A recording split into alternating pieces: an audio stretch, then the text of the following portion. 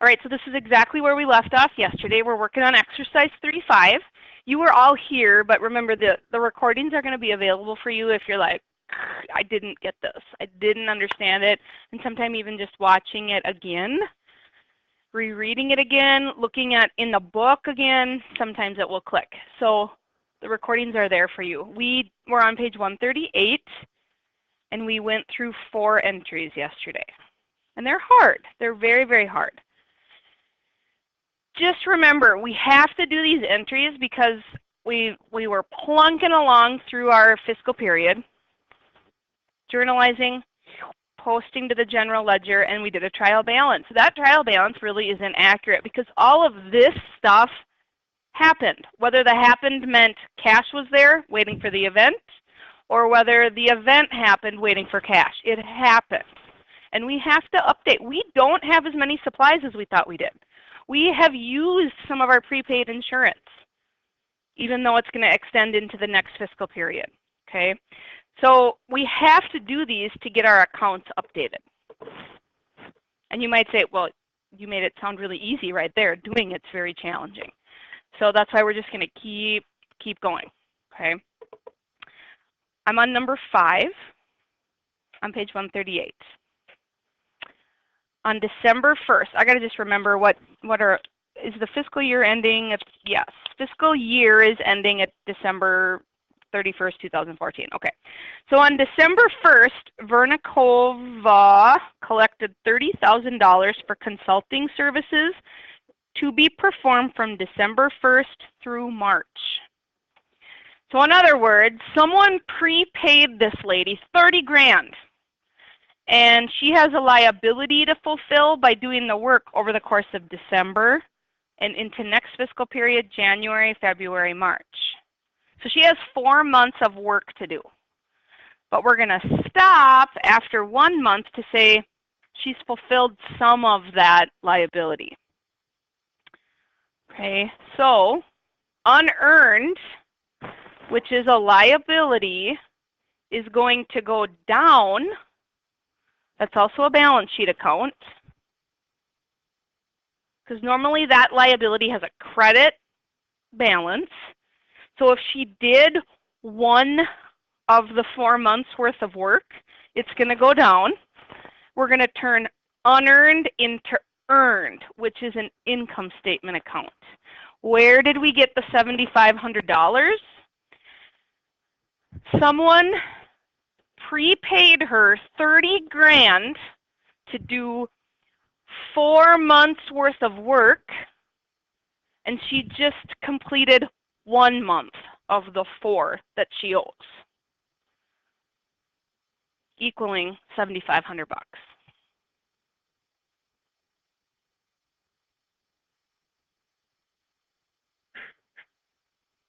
So we have to stop and say, yeah, we have this liability of 30 grand hanging over our head.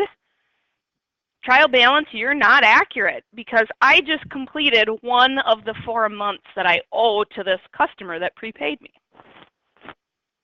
Does that help a little bit? Let's keep going.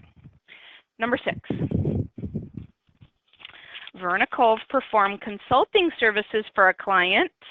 The client will be billed $4,200. This next one is exact opposite. We've done the work. They just owe us. They haven't paid us. So when we do work for someone and they didn't pay us, accounts receivable. And they must have just told you, yep, $4,200. So number 5 and number 6 are opposite. In the first one, the money was there. We had to do our work. In the second one, we did the work. The money wasn't there. Which one is which? What's number 5? Is it a deferral or an accrual? When the money's there and we haven't done the work, it's a deferral. Number 6 is an accrual because we've done the work, we're just waiting for the money. Is there a number 7? Yes. The salary one. The salary one always is like a lot for me. I don't know why, but Vernakova, I keep saying it wrong. Vernakova Company pays its employees a total salary of $9,000 every Monday for the preceding 5-day week, Monday through Friday. So they work Monday through Friday. The next Monday they get paid $9,000. On Monday, December 29th, employees were paid for the week ending on December 26th. So they had worked, got paid. All employees worked the last 3 days of 2014. I'm going to scroll here. That was a lot. That's a lot. Like, what? What's going on here? Okay. Let's take a peek. Remember, they're getting paid on a Monday for the previous Monday through Friday work week. Okay, so they got paid, but notice what the date is. Monday, December 29th, and it says they worked the last 3 days of that year, 29, 30, 31. They get paid $9,000 a week, but they only worked 3 of the 5 days. Now, we're not going to pay them till the next Monday for that, are we? But in comes the fiscal year change, because 2014 is going to end, but we owe them money the next Monday. We owe them $5,400 worth of work. We're not going to pay them until the following Monday. But the following Monday happens to be in 2015, the next fiscal year, next calendar year for that matter. So we expense out what we owe. This liability is what we owe them, and we have to expense that out. Expense tells me income statement, payable. Liability tells me balance sheet. Why are we stopping on the 31st? They probably aren't going to work on the 1st. They maybe have to come to work on the 2nd, but that's the next fiscal year. We're stopping on the 31st because that's where the fiscal year ends. Whoa. Let's do another one.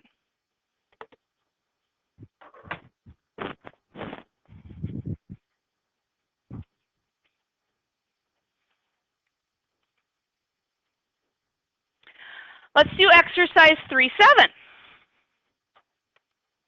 Let's do exercise 3-7. We'll do this one together, and then I'll give you 2 to do on your own. And if you can't finish them, you of course can bring them home as homework. So now I'm flopping over to page 139. Is this in your text or in your workbook? I assume it is. Does it look just like the last one? Yeah. Okay. So we've got a new company. The ledger of Perez, I don't know how, Perez Rental Agency is on March 31st. Okay, so can we assume that March 31st is fiscal year end? Does it say that anywhere? The current year includes the selected accounts. Down under, okay, so do you see like prepaid insurance, supplies, equipment? Okay, do you see all those balances? Those are trial balances. Debits are going to equal our credits, but is it truly a snapshot of the company? No, because we've had all these things happen, like 1, 2, 3, 4, 5. We've had 5 things happen, whether it's the event that happened or the money that happened, and we have to update everything. Under instructions, prepare adjusting entries on March 31st, assuming they're done quarterly. So it's not like monthly, it's not year end, it's quarterly. What does quarterly mean? So quarter 1 would be January, February, March. Moving forward, it's almost like it's a stop, and this is almost like another fiscal period when we get into April, January, February, March, April, May, June. Stop. Quarter 3 would be July, August, September. Stop. October, November, December. So instead of a fiscal year, they're saying we want to have you run financial statements every quarter. Very common in like a publicly traded company. Big companies will do quarterly reports instead of year-end reports. They probably do those too. So do you see how we're putting these artificial time periods in, this is like the end of a fiscal period, sort of. So do you see what that means? Okay. Let's go through these. We've got balances and we've got issues in 1, 2, 3, 4, 5, and we're going to try to wade through the numbers. Keeping in mind that we're doing this on March 31st, and we're tracking what happened January, February, March. Cool? 3 months. The equipment depreciates $400 a month. Now let's look at what we've got for equipment. What's our value of our equipment? $25,000. It lost $400 in January. It lost $400 worth in February and March. Okay. What is our debit when we say you have lost your value equipment? What's our debit? Do you guys remember? Depreciation expense. Very good. Now, why are we I thought $400 was for the month. Why are we taking that times 3 in this scenario? 3 months to span the quarter. Okay, so perfect. I have a depreciation expense. Equipment's going to be my credit? No.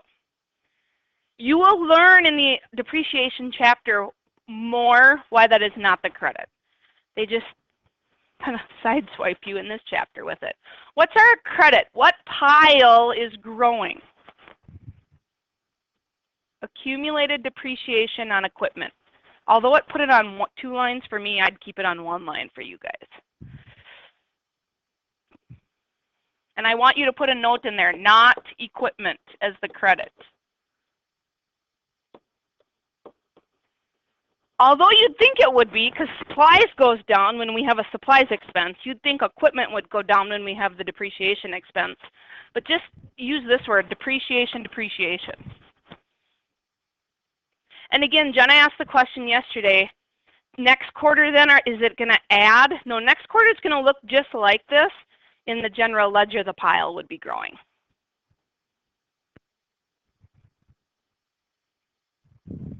What questions can I answer on that one before we move on? Yes.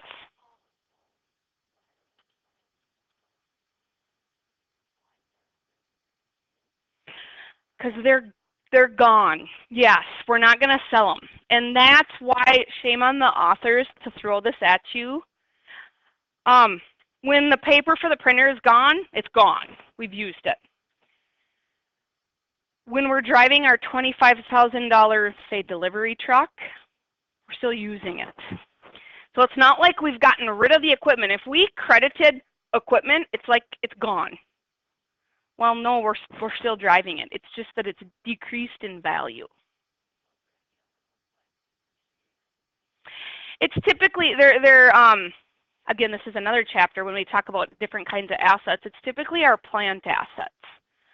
So equipment, basically. You know, our school, we have a fleet of school buses.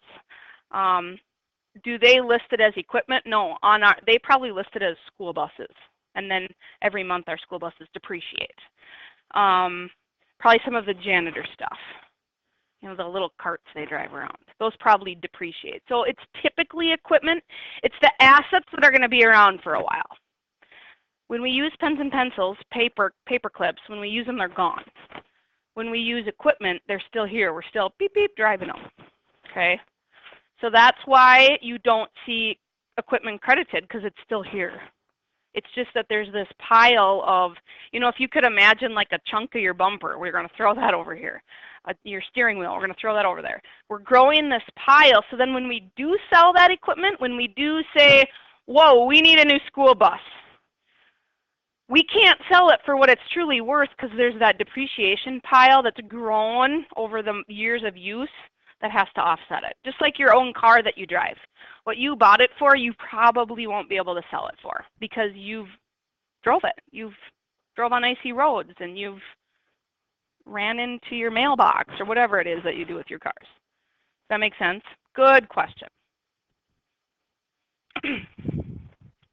Number 2, oh boy, 1/3 of the unearned rent revenue was earned during the quarter. So I would assume, let's see here, unearned rent revenue, a liability was hanging there of $10,200. What does that mean? Someone prepaid us to rent space, something from us. I don't know. Maybe we have a 2-tiered building and we rent the apartment upstairs. I don't know what the situation is. They've prepaid us and it's sitting there with a $10,200 balance. We've fulfilled 1/3 of the work. So we're turning unearned into earned. Okay? We're turning that liability is being decreased. Whew! We've done the work for 1/3 of what they prepaid us for. That liability is being decreased. We're turning unearned into earned. Notice it's not service revenue. We've typically seen a lot of service revenue, but in this case, it's rent revenue. So instead of unearned service revenue, it's unearned rent revenue that we turn into rent revenue. We've done the work, 1/3 of it. So the balance there, we've fulfilled 1/3 of it. So 1/3, or in this case, $3,400 is off our back. We don't owe them that.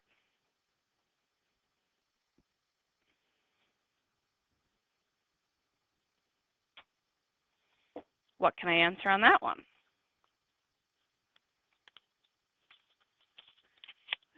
Oh, they're a rental agency. Okay, well, that's what their business is. They rent stuff. But could you get the idea of like, okay, let's use the old Thrifty building as an example here. Thrifty on the corner, of course, was a pharmacy and gift shop. Above there is, I think, 2 apartments.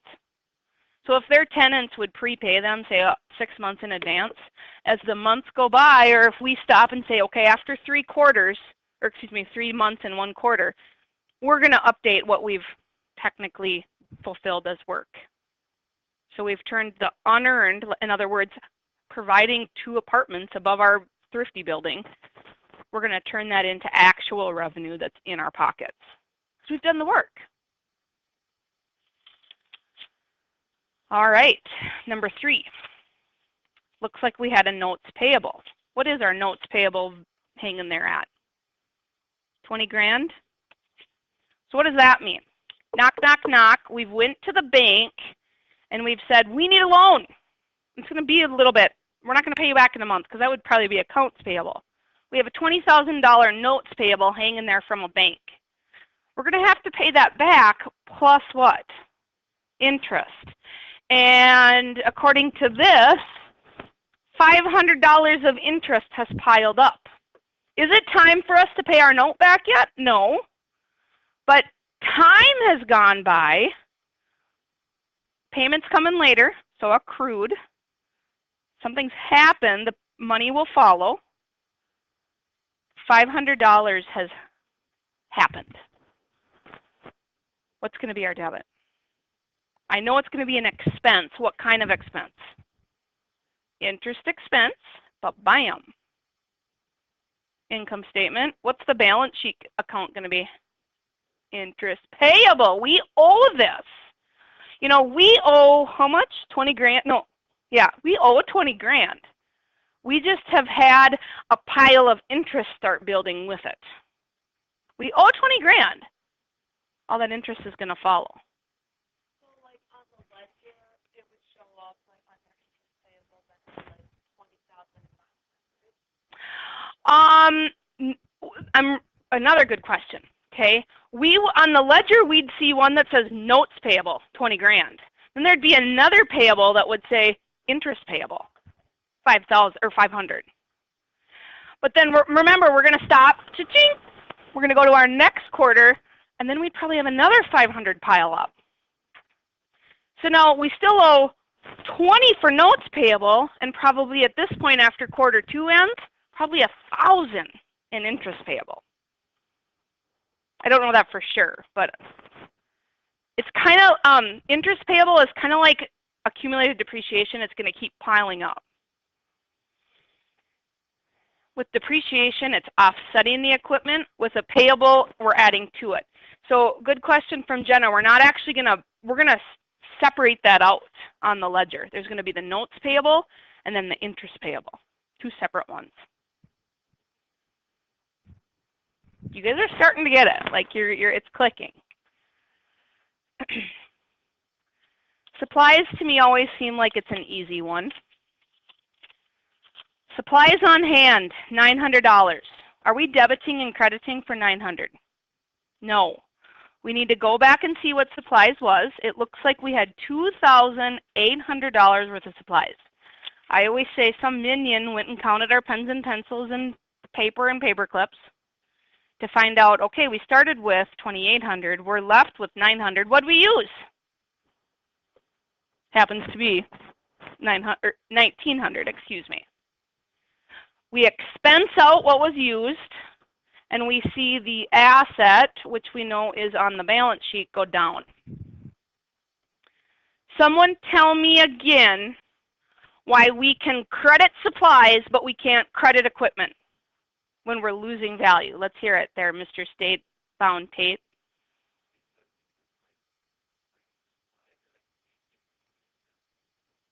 It's gone.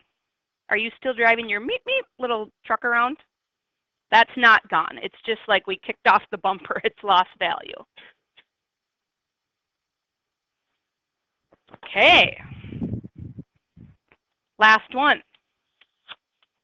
Insurance. What's our prepaid insurance valued at? $3,600. You buy insurance to cover future. So if you get in a car accident tomorrow, your insurance is going to cover that. Okay. If your house catches on fire, your homeowner's insurance is going to cover that. You can't call after you've had a house fire and say, oh, by the way, I would like to set up insurance. No, it doesn't work that way. You prepay your insurance. Your insurance, although it's not something you can touch your house, you can touch your car. You can't touch prepaid insurance. It's just like out there, okay?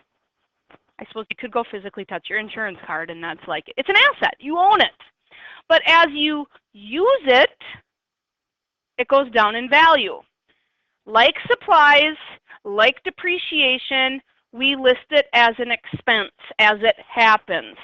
Why am I taking 200 times 3? $200 a month for the quarter of 1, 2, 3 months. So after quarter one, we've used $600 worth of our prepaid insurance policy valued at $3,600. Let's look at this for a minute. If I had to go post this to the ledger right now, because this asset went down, what would my balance be going into quarter two for my prepaid insurance?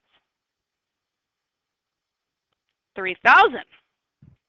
What would it be after quarter two? $2,400. Okay. As it gets used up. Now the money was there, so it's a deferral type account. We prepaid it, and we're just, as the events happen, we adjust. Gosh, we did them all. To me, these seemed easier. Were they easier? But maybe it's because we're getting smarter. You guys ready to try this on your own?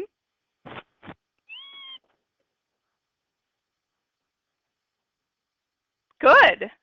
Was it right? Atta girl. You haven't done all the rest of them. I suppose you didn't know the ones that were coming. Okay. So I want you to try. What time are we at here?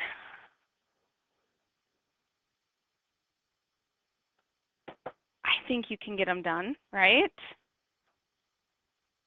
I would like you to try exercise 313 on your own or with each other. If you're like, oh my gosh, I don't get number 3, then just don't do number 3. Okay? Try to do at least a few of them though, please. Oh my. Maybe we can't do number 3. 313. Oh man.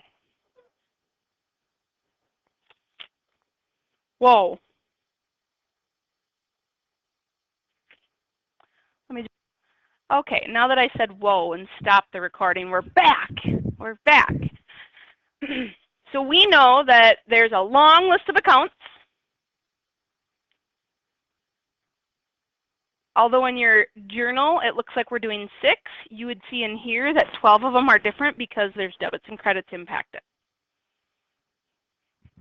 Let's look at the first one. AR has gone up. Why do you think that is? We've done work, they just haven't paid us. So it's accrual. So I bet if you looked at service revenue, do we see service revenue? That increased by $2,000. Is it safe to say that matches? Oh, so this isn't so hard after all. So AR went up, service revenue went up, because we did work that we're going to bill them for because they did not pay us. Maybe this is a little overkill, but we're going to do it anyway. AR belongs where? BS or IS? BS, service revenue is IS. If we did work, we're waiting for the money, accrual or deferral? Accrual. I think that helps. Next one on the list that's different. IC supplies, we started with 23, we ended with 9. I could sit and take 2,300 minus 900, but I could also go look down under supplies expense, and it started at 0 and increased to 1,400. There's our number. Out of the $2,300 worth of supplies, we used the difference. We expense out what we used, and we reduce the asset because it's gone. The paper clips are gone. We bought those supplies with money. So this is a deferral because we're deferring use of that asset over time. Are we going to get those paper clips back? No, they're gone. Like Tate said, the tape is gone.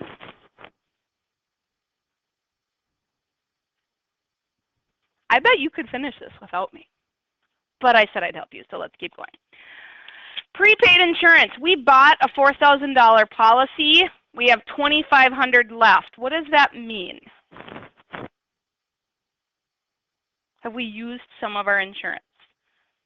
Maybe we had a car accident, maybe we didn't, but time goes by, the insurance goes away. So like supplies, you'll see insurance expense and the asset of prepaid insurance go away.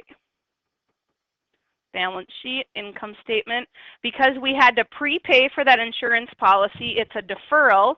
We're deferring use over the course of a month or a quarter or a fiscal year.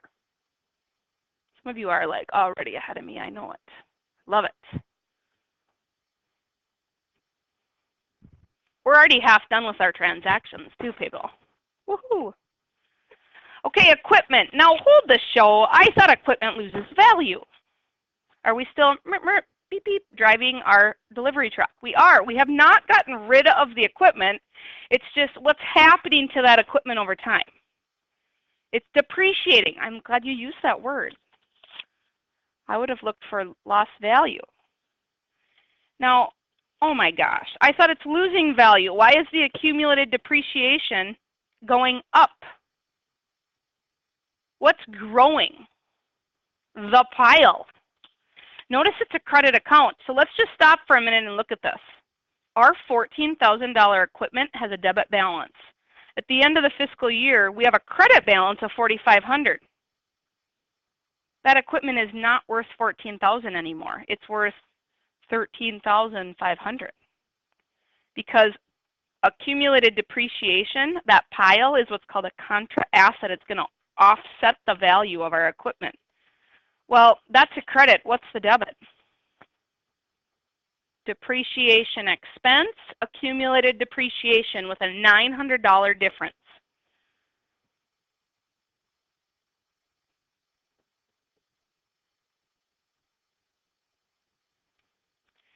AP is the same.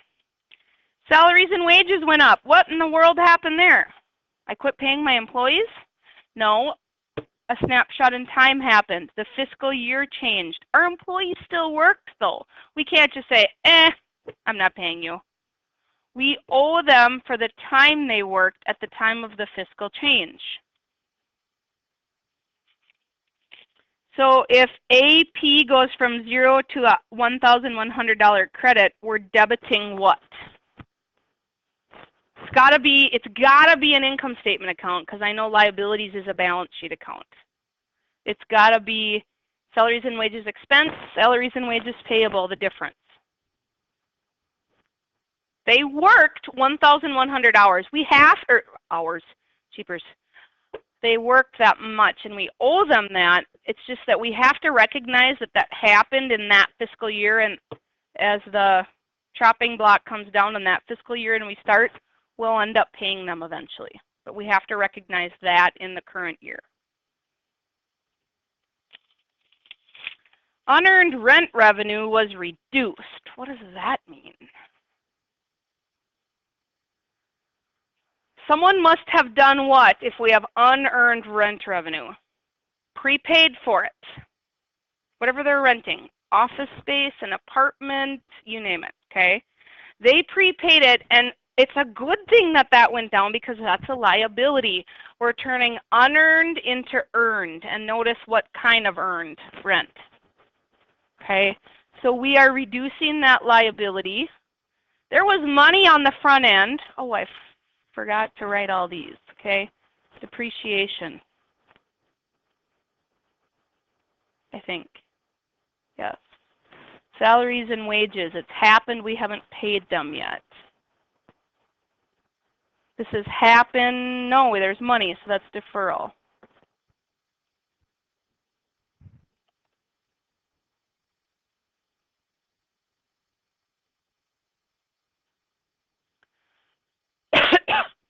So liability tells me balance sheet rent revenue. That's money coming in as an income statement. Do we do them all? You just had to really sift through. Maybe you like this version better.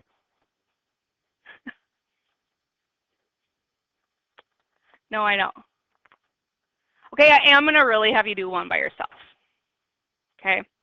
You are going, wow, I hear I got all worried about that. I literally started sweating up here, but it was fine. It was good.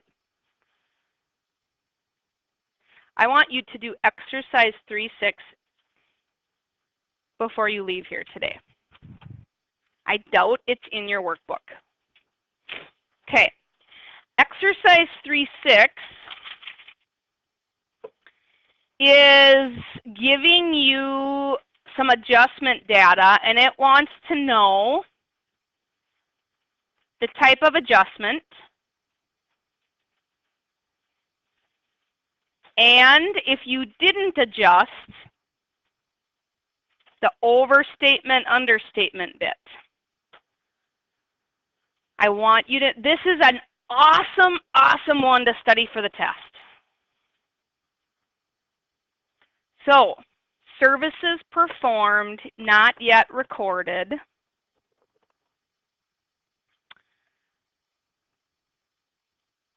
So we've done the work, haven't gotten the money. Is that accrued revenue, accrued expense, prepaid expense, unearned? So basically accrual or deferral. And then if you didn't record that, what would be under and overstated? I'm going to give you the first one just so you can see kind of the format there. Might be helpful. If we've done the work, we just haven't gotten the money, it's considered an accrued revenue. Okay? If we didn't record this, assets would be understated, revenues would be understated. Where can you get that information? In your books or in your notes on those little like table things. Try to answer it, you know, shooting from the hip, and then try checking your answers against your notes. I will provide the answers up here before the end of the hour.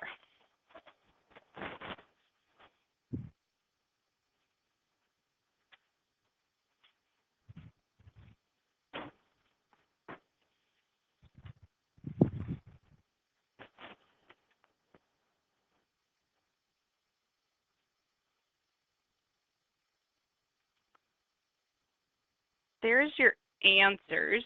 If you're not quite ready for them, you can either take a picture of this screen with your phone, or it is on the recording.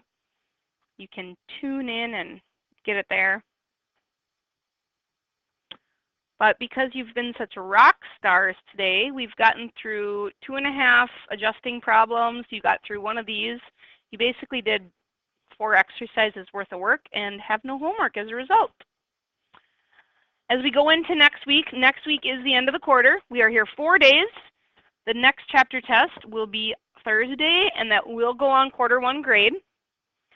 It's a big contender as I average quarter 1 with quarter 2 to get a semester 1 grade, and then I'll do the same at the end of the year, averaging semester grades for your final grade. So it's a big contender. You want to do well on it. I would say we've got Monday to get through the last section of the chapter. You're going to have B-set and a practice test as homework on Tuesday night, because I'll go through A-set stuff in class on Tuesday. So Tuesday night will be a pretty big homework night. What's your Tuesday night schedule look like? Okay. You're busy folks. Wednesday we'll review, and then Thursday we'll have the test.